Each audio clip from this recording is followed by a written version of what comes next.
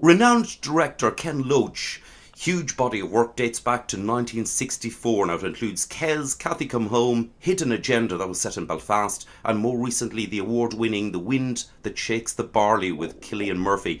Now Ken joins me to discuss his latest cinematic offering set in County Leitrim. It's Jimmy's Hall. Ken, good afternoon. Good afternoon. Congratulations on all your success. Well, thanks very much. Now, Jimmy's Hall can be seen as a sequel, I suppose, to The Wind That Shakes the Barley. It depicts events 10 years after the Irish Civil War. But I believe that in collaborating with the writer Paul Lafferty, it wasn't actually planned that way. No, it wasn't. Paul heard the story from a friend of his, Donald O'Kelly, who was doing a stage show on Jimmy Gralton. And but Paul and I talked about it, and it seemed like a really extraordinary story. And worth trying to have a go at, because the story itself is very self-contained. It's very simple, but it contains within it some really big ideas. Right, now there's a real buzz about the film, and we don't want to spoil it for those who have yet to see it, but can you give us a basic outline of the film? Yeah, it's about Jimmy Gralton from Leitrim. He and his friends opened a dance hall when the original dance hall was burned down by the Tans in the War of Independence.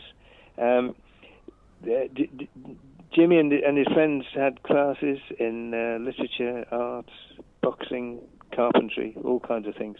And it was outside the jurisdiction of the church, so they were cross about it.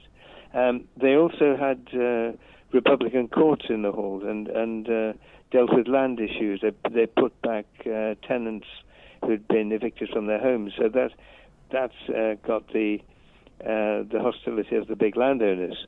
So you had the church and the landowners joining up, and together they closed it down and forced Jimmy to flee the country.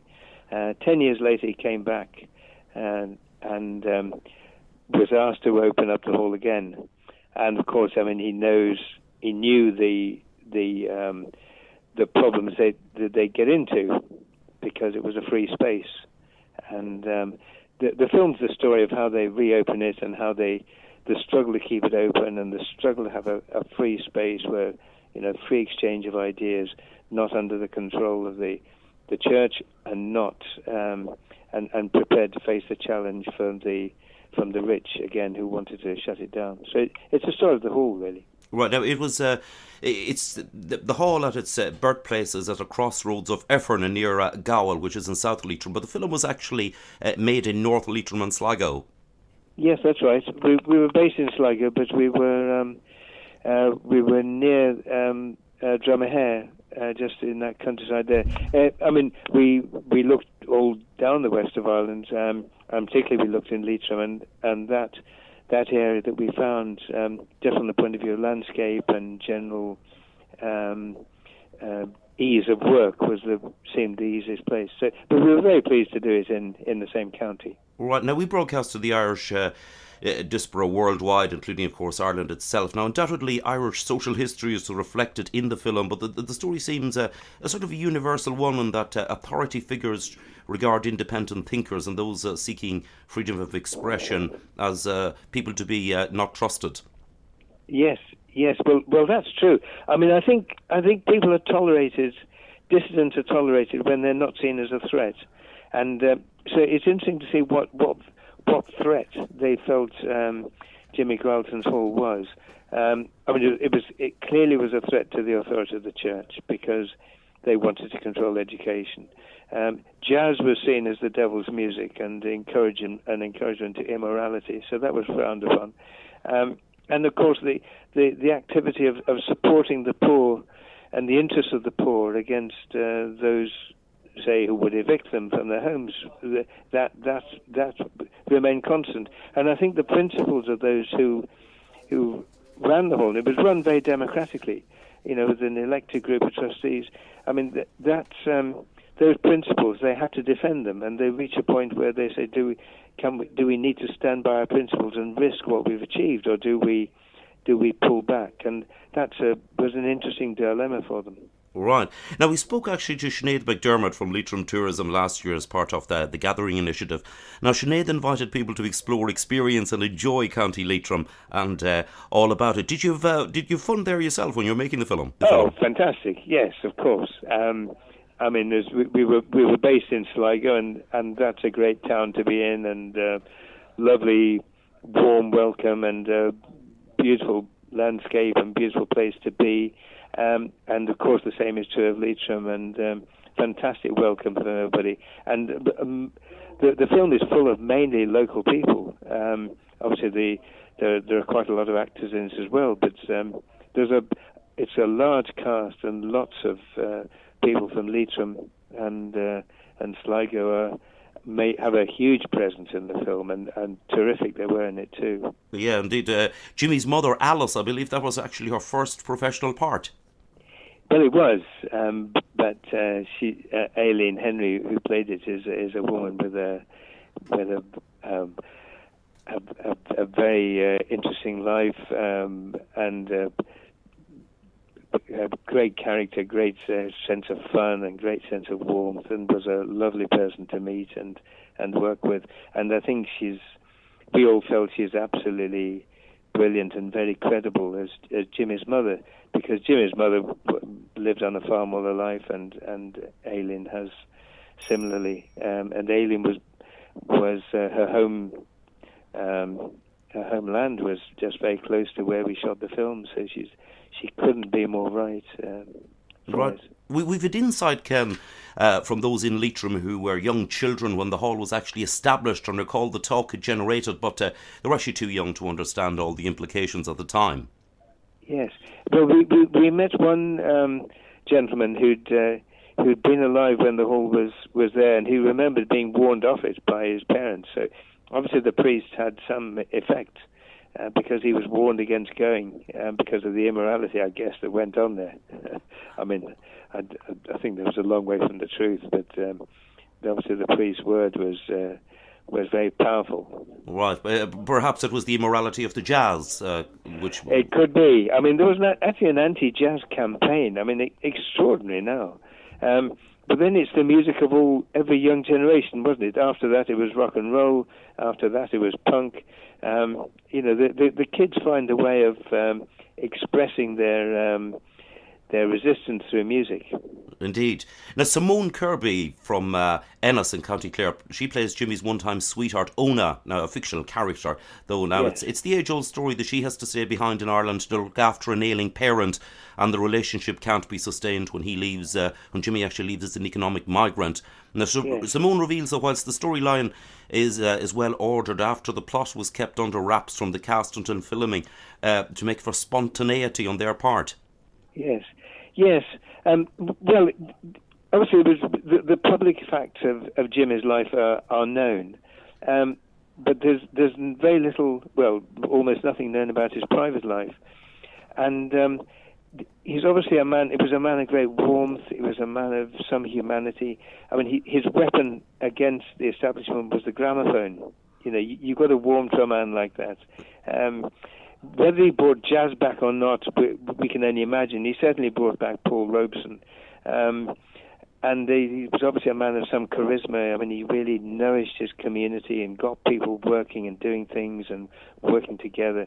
And it's very hard to imagine that he didn't make some connections. He didn't have some relationship. But when Paul Laverty, the writer, spoke to Jimmy's family, they said, well, if he had a sweetheart, nobody would have known, because obviously a very religious community, that would have had to have been kept under wraps. So with that cover, we imagine, in order to present a three-dimensional character, Paul wrote the character of Una, and I mean, through that relationship, I think you see the sacrifice that people like Jimmy Gralton made, or continue to make, political activists who are engaged in one struggle after another. They travel a lot, and they give up the possibility of having a long-term relationship with children and a settled family. Indeed. And I think that's the sacrifice that people like Jimmy and Una make, and she's very much his match. I mean, she's not she's not just a little woman who waits. She is absolutely his equal intellectually and in her courage. Right, now significantly, the actor Brian Ward, who plays Jimmy, is reported as saying that he auditioned because it was a Ken Loach movie. However, when he researched Jimmy's life and times, he says he was motivated to be part of rectifying one of history's wrongs. Jimmy is the only Irishman ever to be deported from Ireland, and it seems that the only crime he actually did was the building of that, basically a community centre. Yes, well, it's extraordinary, isn't it? I mean, but Barry's terrific, by the way. I mean, a wonderful actor and such a nice man, and his commitment and talent were fantastic. So really brilliant to work with him, as with all the other actors. We had a wonderful, talented group of people.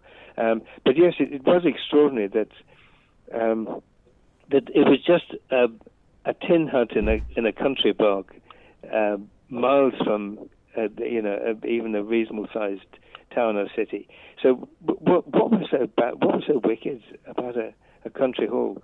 And the whole weight of the state had to be brought down to bear on the people who ran it, and Jimmy in particular. Right, extraordinary, wasn't it? Indeed. Now, there's a harsh irony in the fact that so many Irish immigrants left, particularly for America, with the knowledge that there would be no passage back. Yet the irony about Jimmy was he actually returned to work on his father's land and look after his mother, but he was actually chased out.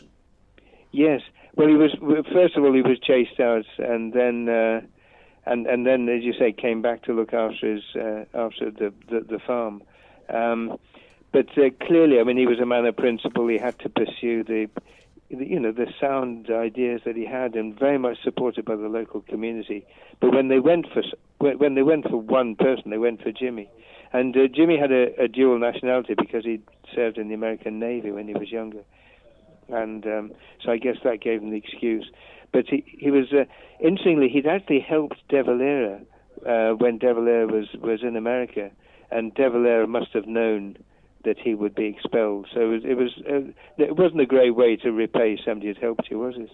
Indeed. Now, it doesn't seem to be an overstatement that through the film, relative unknown James Grailton achieves validation and is now being mentioned alongside people such as James Connolly and many other Irish heroes of back in the day.